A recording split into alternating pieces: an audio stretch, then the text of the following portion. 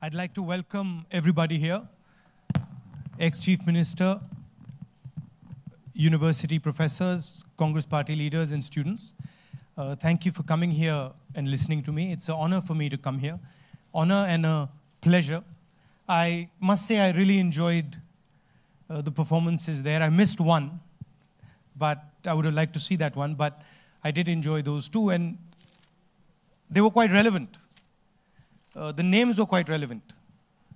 So, Forever Young, much like Manipur, Spirit That Never Dies, and then Highway to Hell. You know what's going on in the country. We have a Prime Minister who refuses to listen to the country, Prime Minister who doesn't respect different cultures, different histories, different viewpoints. So very, very well thought out cultural performance there. That was very nice. Now I'm here to speak to you. I'm here to listen to you. Whatever questions you have, make them as hard as you want, as difficult as you want. I have no problem. I'm here to learn from you. So please, go ahead. For the first question, and that is from Jen Collar Thodam, MSc first semester, Manipur University. Please stand up and ask your question. Are you normally this quiet?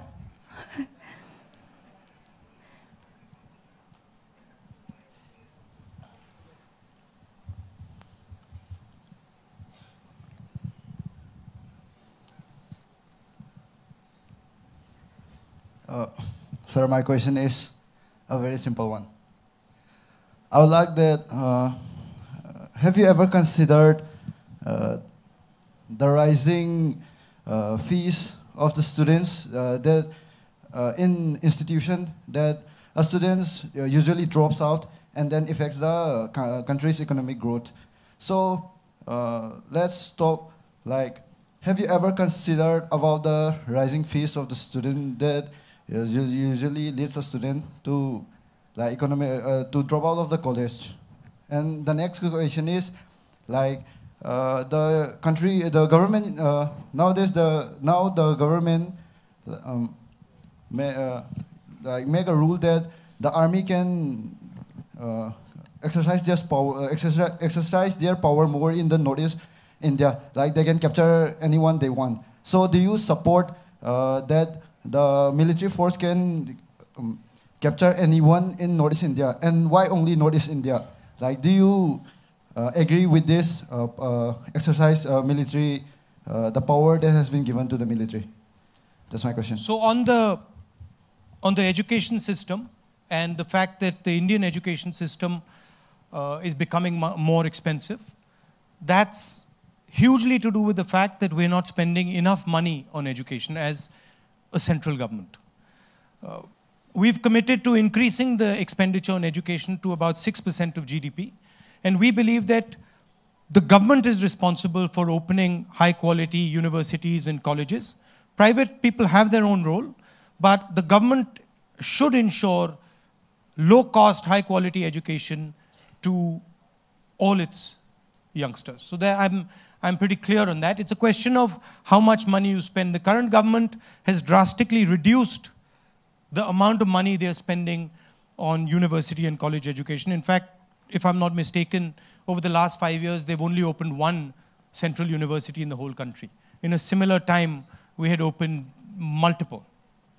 On the issue of should the military just be allowed to arrest anybody? No, I don't think so. I don't think the military should be allowed to arrest anybody, but there are law and order concerns. There are law and order concerns all across the country, and so we have to be sensitive to them. But I veer towards allowing expression of people. I veer towards listening to people, and I veer towards reducing these type of laws and minimizing them. That's my personal view. The next question is from Jingsubam Marina Devi, Masters in Political Science from Manipur University.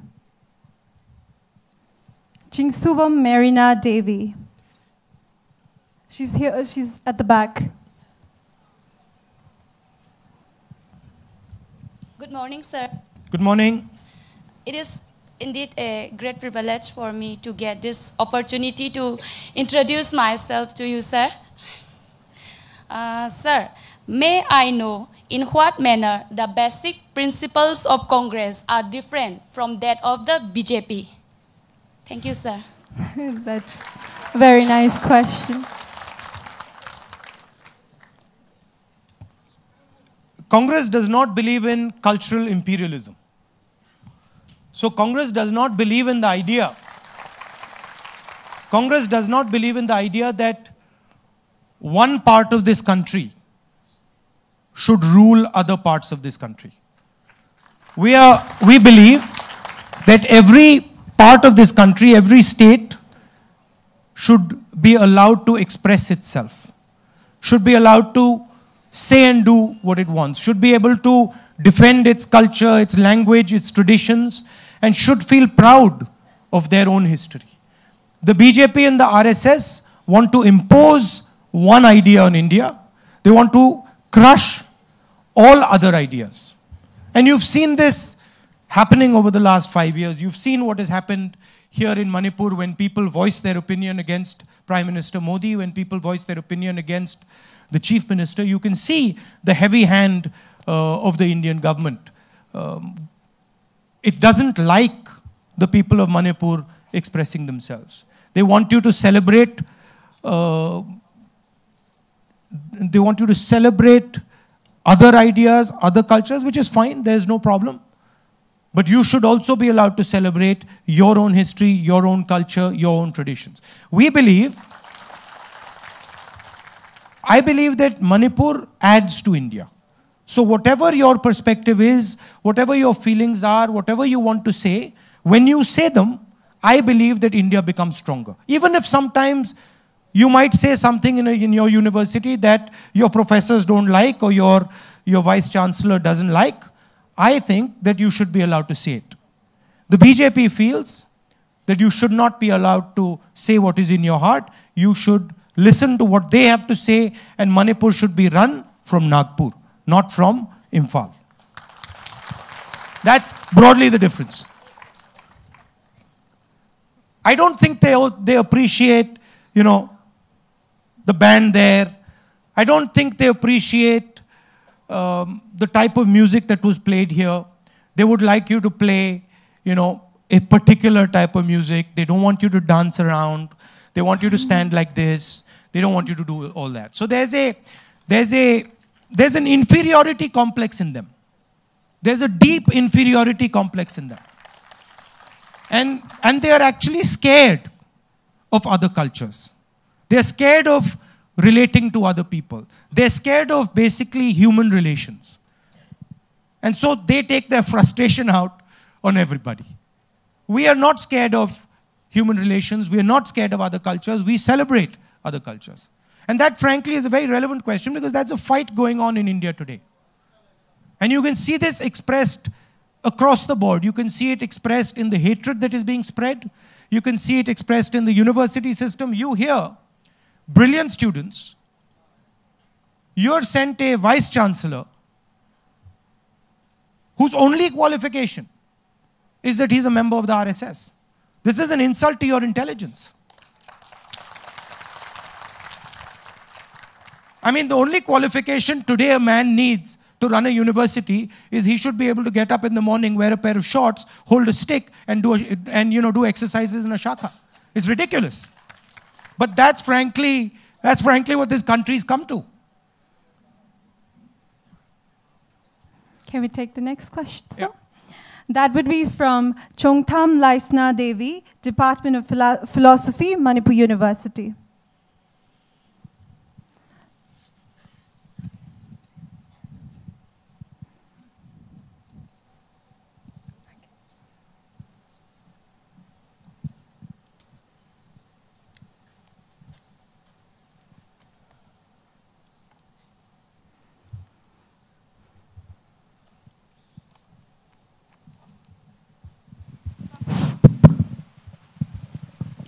Good morning, sir. Firstly, more than 4 months, Manipur University was not functioning and in the state of turmoil, chaotic situation on demanding the removal of Vice Chancellor A.P. Pandey. During these agitations, thousands of security forces are deployed and suddenly raided on the midnight of 21st September 2018 throughout of the campus.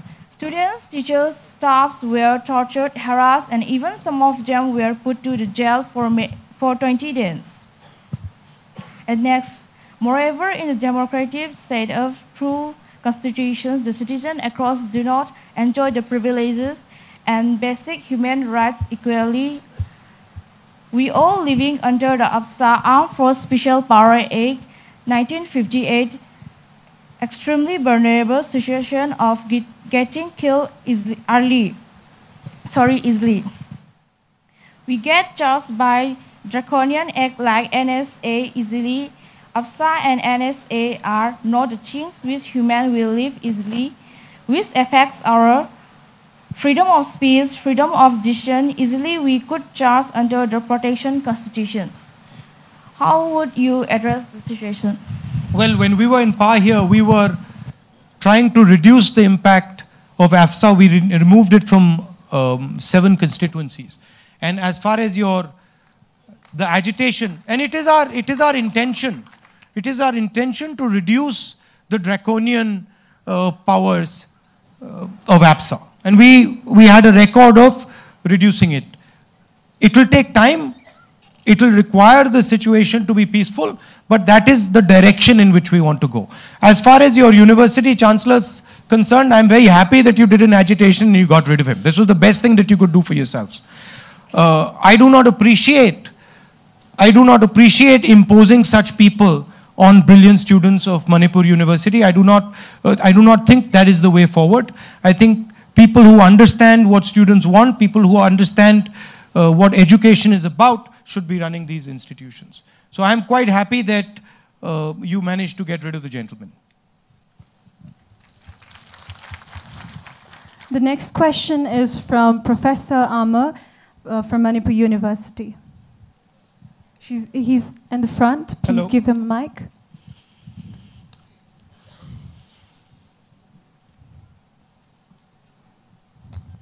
Good morning.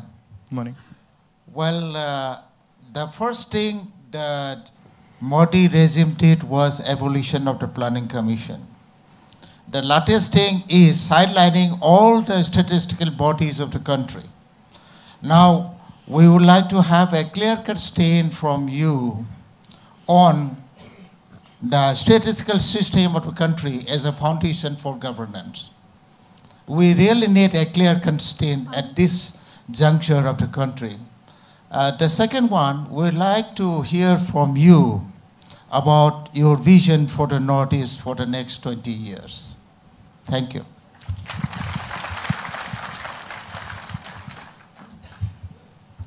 It is not only the statistical system that they are attacking. They are attacking every single Indian institution. They've destroyed the Planning Commission.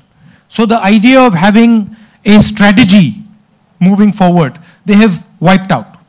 And states like the Northeast, which have particular requirements, require a strategic approach. So tremendous damage has been done to the Northeast because they've taken away your special status, they've taken away the special industrial policy that we had put in place. They're also attacking the central foundations of the government. The Reserve Bank of India, you've seen that the head of the Reserve Bank resigned. The Prime Minister bypassed the Reserve Bank and carried out disastrous demonetization, wiped out 2% of our GDP. And these are just ad hoc decisions that the man takes. He just gets up one morning and decides, I'm going to get rid of 500 and 1,000 rupee note. Now there's no thinking behind it. It's pure mediocrity. He doesn't have much understanding of what economics is. He doesn't go into the details. I think instead of calling it the Prime Minister's office, it should be called the Publicity Minister's office. Basically, that's all he's interested in. He gets up in the morning and he says, okay, what publicity can I do for myself this morning? And then he starts. And he's causing tremendous damage to the country. 4 crore 70 lakh jobs have been lost in the last 5 years. The gentleman said that he would give 2 crore jobs per year. And he's actually not given anything. He's actually lost 4.7 crore jobs. So there is an absolute lack of understanding. It's the same idea that you take a man who has no idea about how to run a university and place him on top of a university. I mean, the Prime Minister makes these fancy speeches and all that. But the fact of the matter is, and I have nothing against people who don't go to university. In fact, people who don't go to university are very capable. But the Prime Minister, we still don't understand. The Prime Minister seems to believe that he's been to university, states that he's been to university. But we still have not had access to his university degree. Nobody actually knows whether the Prime Minister went to university or not. Right? There's an RTI in Delhi asking for the Prime Minister's university degree. And the RTI has not been responded to. So basically it is an imposition of mediocrity on a country that is extremely sophisticated, a country that understands things, a country that has huge amount of talent. So you just waste all that talent. I don't know if you know, but when the Prime Minister carried out demonetization, he locked up his entire cabinet. He locked with a key. He locked his entire cabinet. And the cabinet did not even know that the Prime Minister was going to demonetize India's currency. That's the level at which we are operating. Now, coming to how do I think about the Northeast? Number one, we have to tackle the job crisis in India and the Northeast. In order to do that, we have to significantly increase the amount of money we are spending in connecting the Northeast to the rest of the country. And frankly, I like the idea of Look East, where we connect the Northeast to Asia from the eastern side. So building infrastructure, connecting the Northeast to other countries in this region. And I view Northeast, frankly, as a potential manufacturing hub in the eastern part of India. I think it is absolutely doable. It will take time, but it is absolutely doable if we have a strategy for it.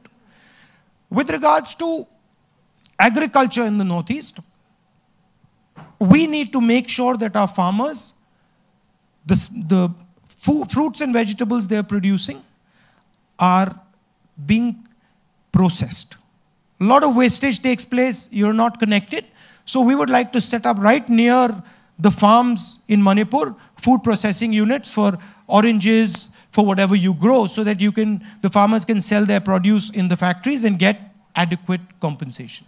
Finally, if you look at our banking system, and you look at the type of people who have access to the money, who are given the bank loans, you will notice that Mr. Nirav Modi got 35,000 crore rupees. One man got 35,000 crore rupees. They can't give you special status, but they can give one man 35,000 crore rupees. Now the question is, how many jobs did this man create for India? Almost none. And there's a list. Nirav Modi, Mehul Choksi, Lalit Modi, Vijay Mallya, thousands and thousands and thousands of crores of rupees just go straight into their pocket. Anil Ambani, go straight into their pocket. So what we would like to do is we would take the Indian banking system and we would open the doors of the Indian banking system to Manipuri and Northeastern entrepreneurs and youngsters. We would allow you to access that money, get bank loans, and build businesses so that you can create jobs for the nation.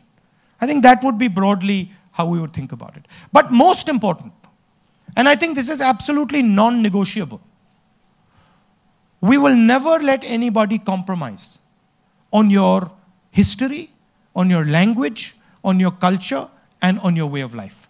You cannot talk about development of the Northeast, development of Manipur, and then not talk about the spirit of the Manipuri people, not talk about the culture, the language, which is frankly the most valuable thing that you have. It is more valuable than anything else, your way of life. So we do not want to allow anybody to impose themselves on your way of life. And I think I say that not only for Manipur, I say that for the entire Northeast and all Indian states. Thank you so much. The next question is from T.H. Rojan Singh, Research Scholar, Manipur University. T.H. Rojan Singh, Research Scholar, Manipur University. Good morning, sir. I have only one question. Just call me Rahul, don't call me sir. Simpler. Sir, you have been speaking about Rafael, speaking and exposing about Rafael. I can say always. Sir, can you put light on it or elaborate on it, sir? Rafael is a military aircraft. It is a high quality military aircraft. When we were in power, UPA was in power, the Air Force required an aircraft. And the Air Force came to the government of India and said, we are looking to buy an aircraft for the Indian Air Force. And the Prime Minister said, absolutely, go ahead. And they, after a long negotiation, they chose the Rafale aircraft, which is a French aircraft. Manmohan Singh told the Air Force that there are a couple of conditions with regards to purchasing the aircraft. Condition number one, the aircraft is going to be made in India and it's going to be made by a public sector company called Hindustan Aeronautical Limited, which has been making aircraft for many, many years. The Jaguar aircraft, the MiG aircraft, Sukhoi aircraft. Second condition was negotiate the lowest price possible. And the Air Force negotiated 526 crores per aircraft. The deal was 95% complete. Narendra Modi became Prime Minister. And the first thing Narendra Modi did,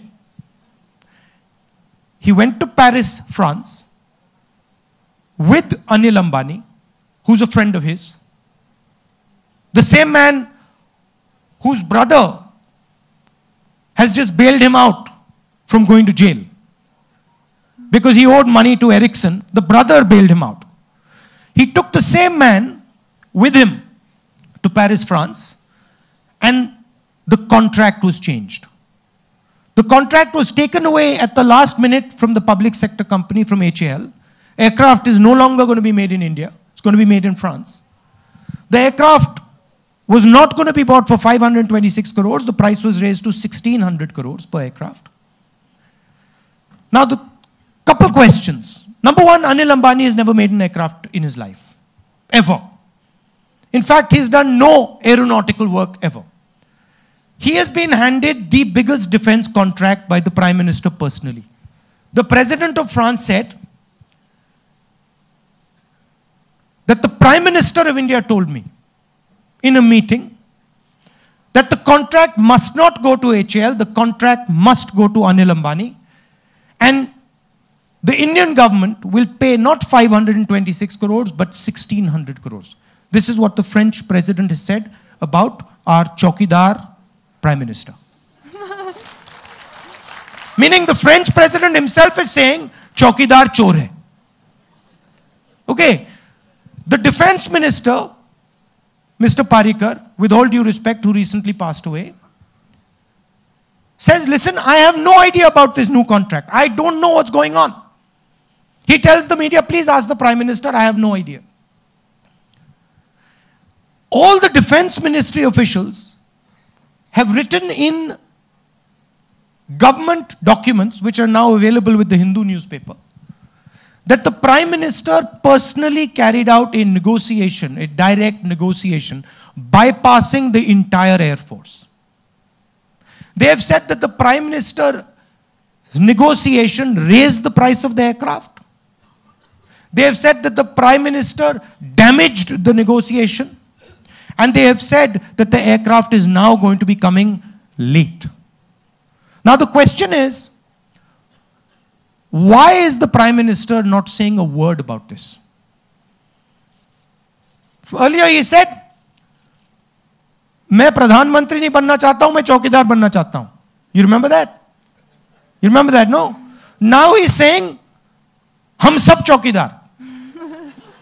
Everybody is a चौकीदार. Oh, you weren't saying that earlier. When you became Prime Minister, you weren't saying everybody is a chowkidar. And the question is, whose chowkidar are you? You're not the people's chowkidar, you're Anil Ambani's chowkidar. Right? Uski chowkidari kar rahe ho aap. Janta ka paisa chori kar rahe ho. You said, why is there not enough money in education? I'll tell you why there's not enough money in education. Because he gave 30,000 crores to Mr. Anil Ambani. That's why there's not enough money in education. He's stealing money from you. He's stealing money from the people of the Northeast. He took away your special status. He's taken that money from you and he's given it to him. Who is that chap? Why is he getting your money? What has he done? Now the CBI director gets up, says, listen, I'm going to investigate this thing. I think that a crime has been committed by the Prime Minister. 1:30 at night, the CBI director is sacked. The Supreme Court then says, bring the man back. Reinstate him as CBI director.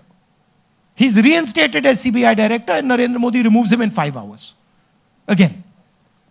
So the fact of the matter is that it's black and white.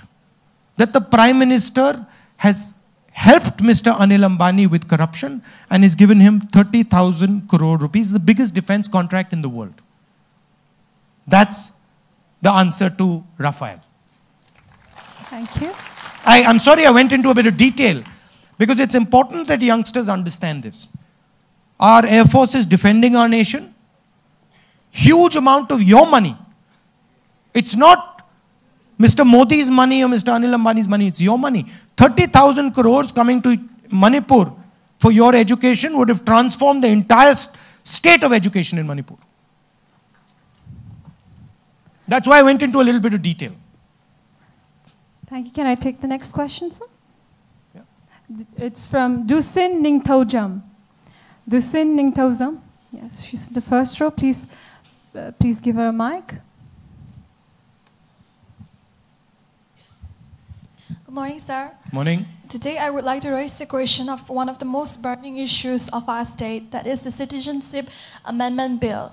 This bill has been a great threat to the indigenous people of Manipur, and because of this, many efforts such as Scheduled Tribe Demand has been undertaken. ILP is also closely linked to it, and the Manipur People Bill that was sent to Honorable President of India that had not been passed. These are all linked together. My question for you is, what are your views for this? How are you going to protect the integrity? How are you going to protect the existence of the indigenous people? And also another thing that I want to ask you is about corruption. So as we all know that corruption is widespread in our country, it is quite uncommon for us to not even get a job without paying a bribe or something like that. It is a huge harm for us youth because we are afraid of getting unemployed in the future, even after we have completed many degrees.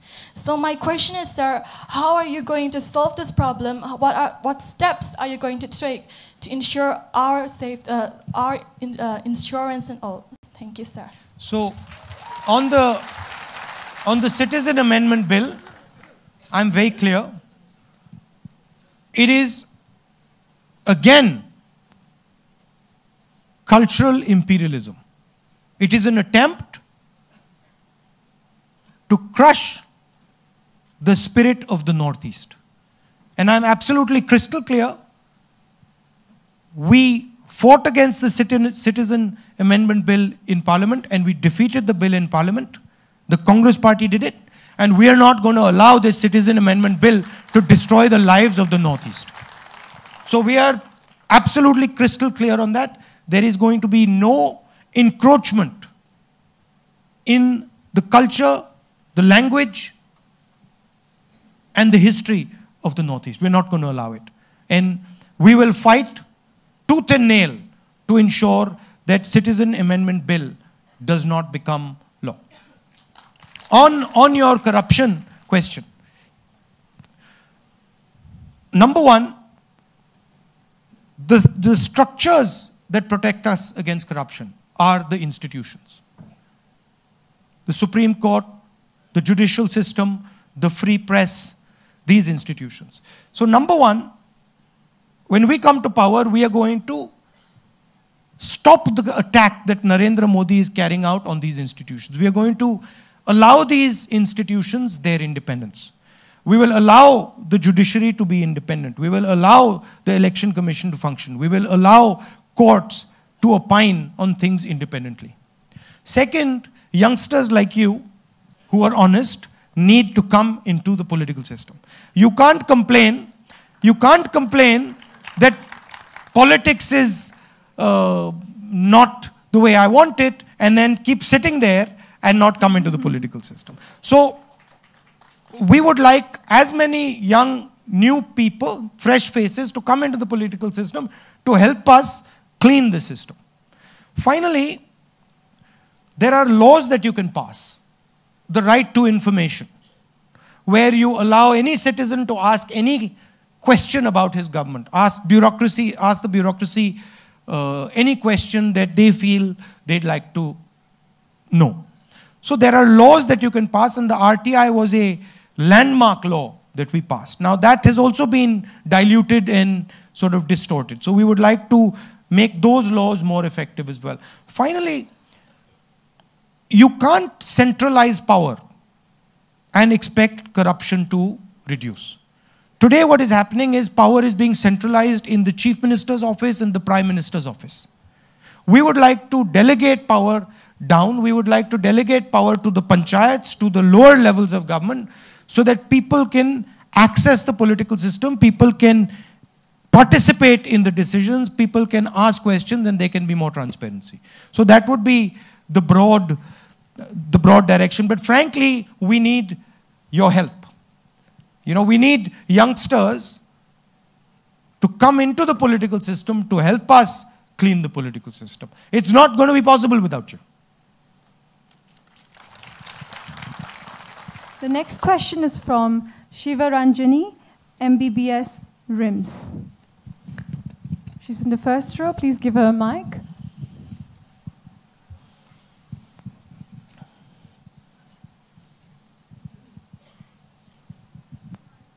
Good morning. Good morning, sir.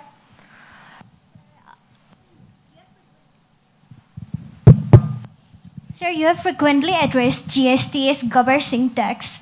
And, sir, if you come in...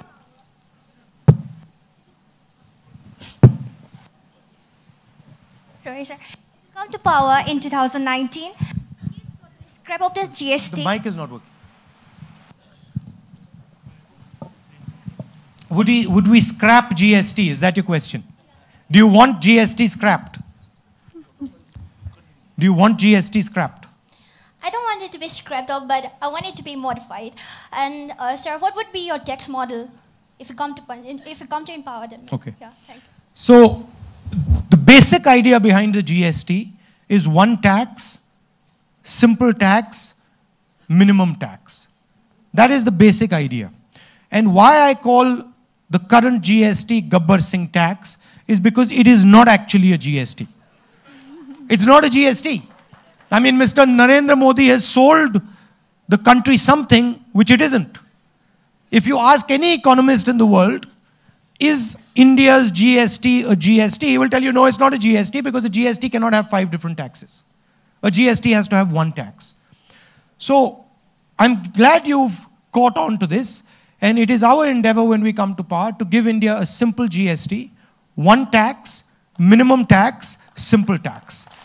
So, and we're already working on it, and we're pretty confident that we'll be able to significantly simplify it, certainly take it down from 5 different levels to one main level and maybe a secondary level, but we're working on that and we're going to deliver that for you. Thank you. The next question is from Professor Dorendra Singh.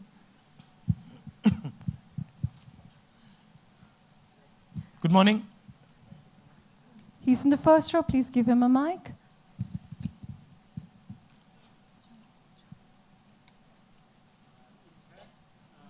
The mic is not working.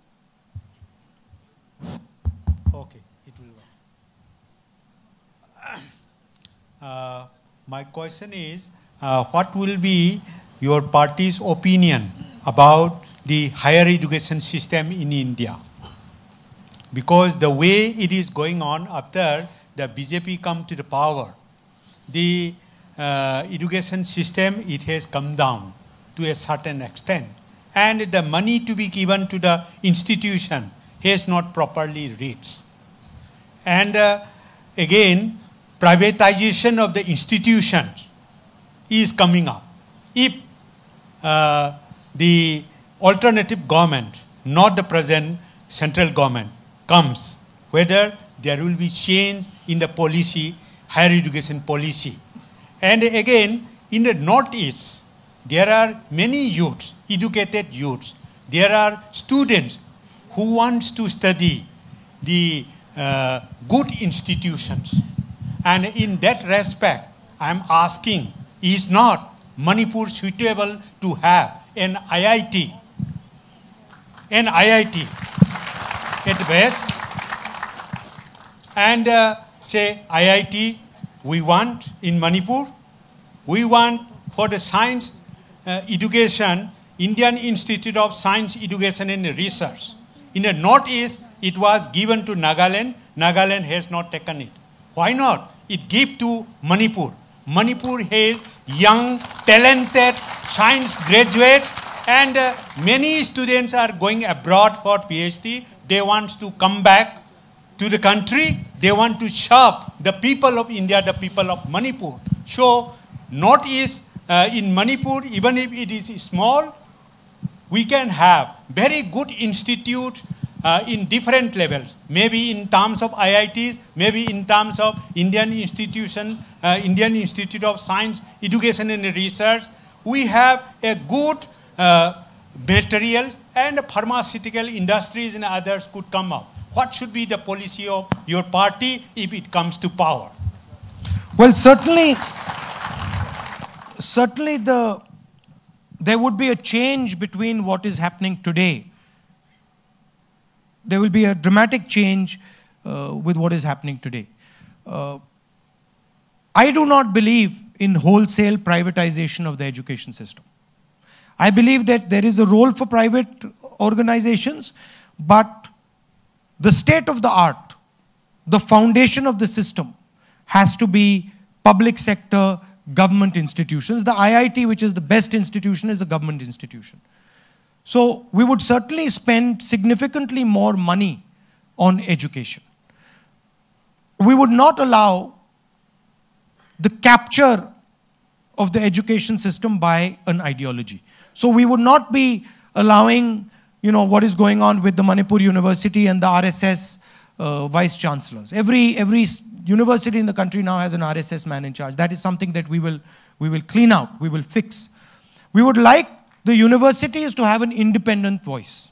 We would like the universities to be the expression of the students, the professors, and the expression of the institution. We don't want to impose on top of that institution a viewpoint. Broadly, you would see a dramatic increase in the amount of money that is being spent in higher education and in primary education when we come to power. On the matter of Manipur having the best institutions in the country, I'm absolutely certain that Manipur has the capacity and the talent to have the best institutions.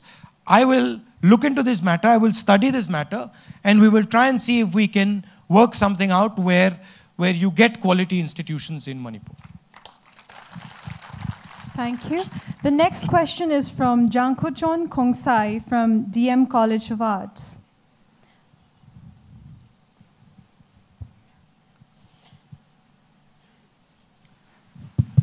Suprabhat Saman Sri Rahul Gandhi. It's a blend of privilege and pleasure for the students of Manipur to be in live interaction with you. You have been through several interaction programs in different places and today in Manipur. Hence, I appreciate your endeavor. Thank you. Mr. Rahul Gandhi, I have two questions to you. The first question is, what are your promises to the people of Manipur if you become a prime minister? And yet, the other question is, politically, what's your perspective on Prime Minister Narendra Modi? Thank you. My promise to the people of Manipur is that I will engage with the people of Manipur and listen carefully to what the people of Manipur feel and what they want. I will have an ongoing dialogue, conversation with the people of Manipur. And I will make sure that wherever the national government can help the people of Manipur, the youngsters of Manipur, the national government is extremely responsive. Manipur has special needs. Manipur has special requirements. I mentioned the idea of special status. We will reinstate the special status of Manipur and the northeastern states. I think India has a job crisis. And we, frankly, are not accepting that there is a job crisis in the country. The Prime Minister is not accepting it.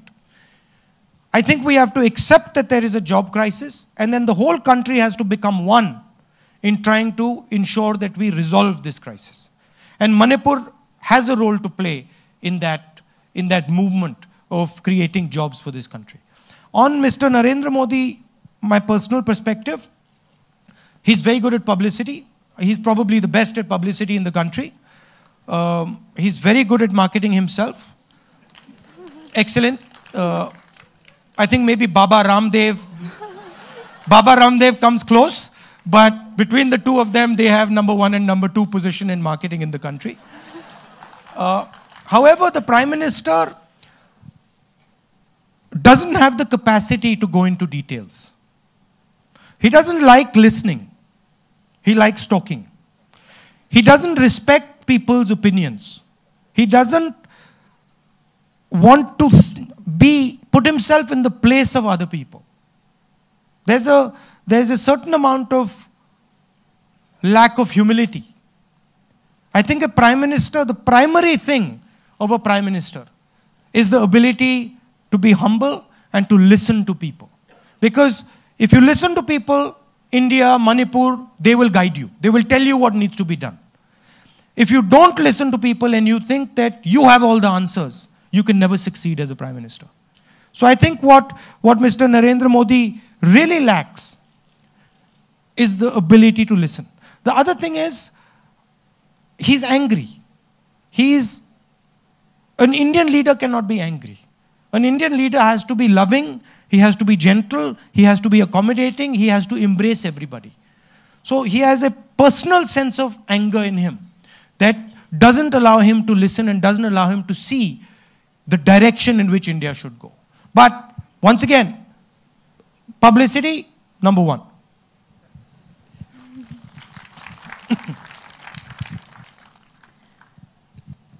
The next question is from Robin Hood, Bachelor of Education. He's Robin Hood. Yes. Morning, sir. Morning.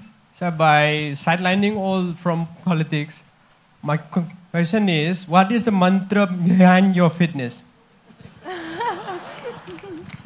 Mantra behind my fitness? Yes.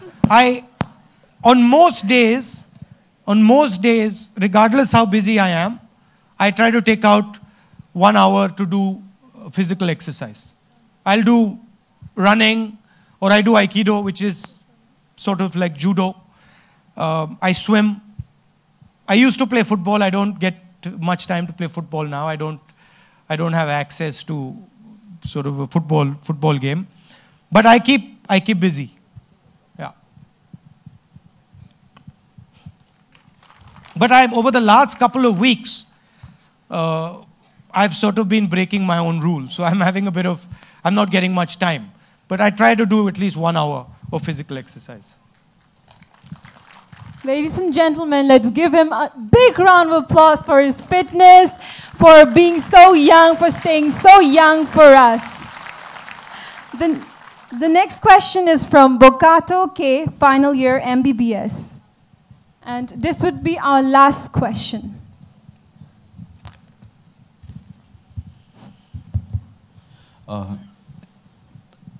Sir, first of all, I want to thank you for coming to Manipur, sir. Thank you. Sir, I speak on behalf of the students of RIMS, Regional Institute of Medical Sciences. I wanted to request you and know where you stand on upgrading RIMS to M status, all Indians. I'll have to, I don't know the details of this matter. I will look into this matter and I can give you an opinion once I've looked into it. Okay. I'll try and be favorable. Thank you, sir. Yeah.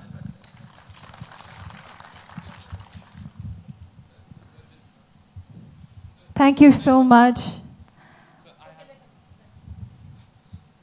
So very warm welcome to Manipur, sir. Thank you.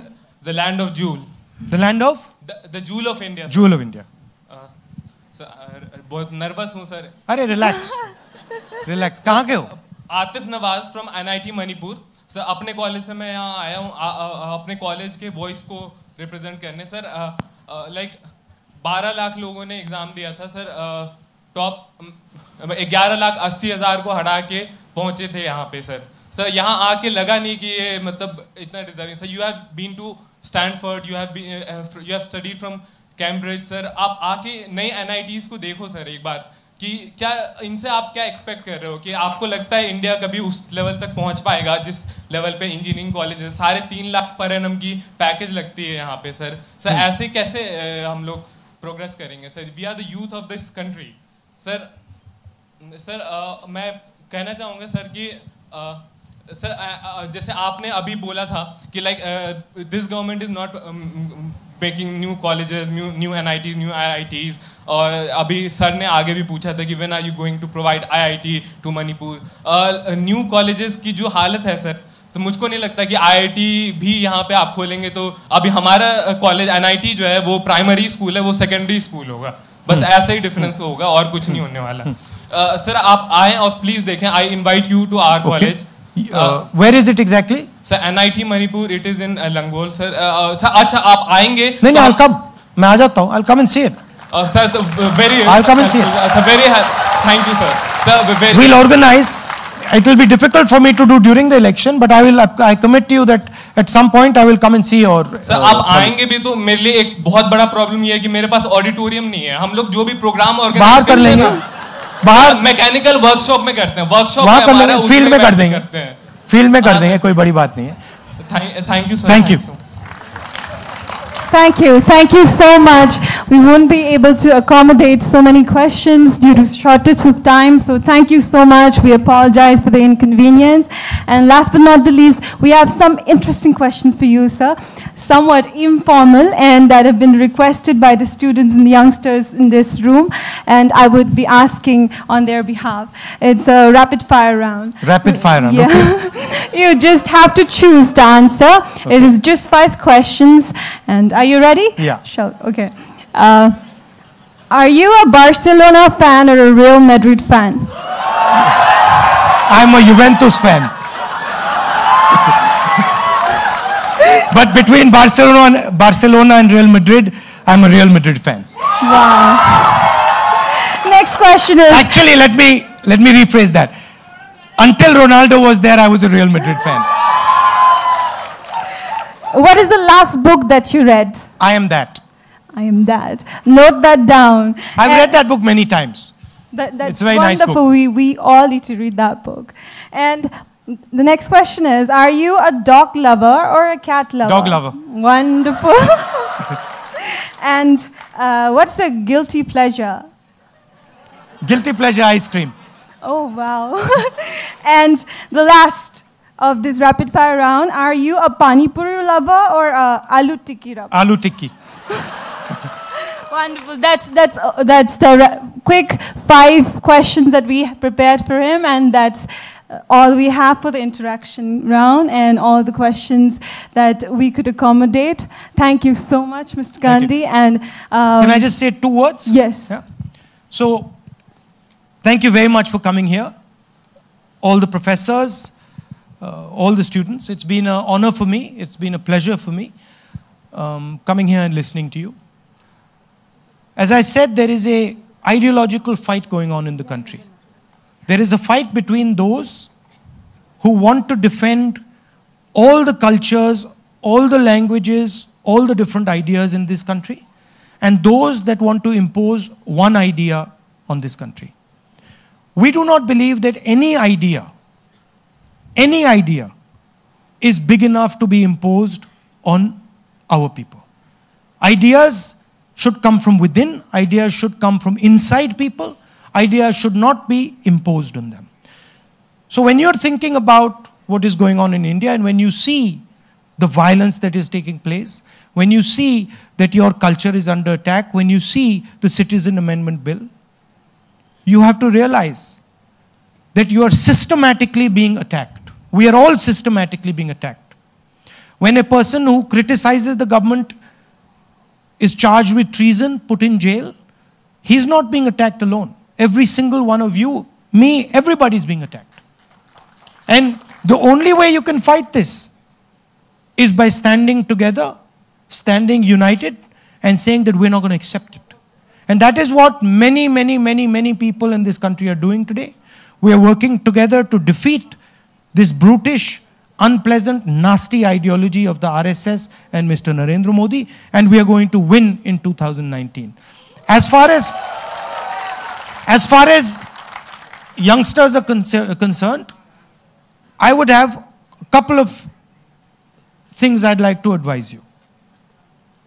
Number one most important thing is humility, is love and affection for people who you're working with, people who are around you. Hatred will not get you anything in life. Hatred will not give you anything that you're looking for. Love and affection and humility will give you whatever you choose, whatever you want. So my advice to you as youngsters, I know that it is a difficult period. I understand that you have fears.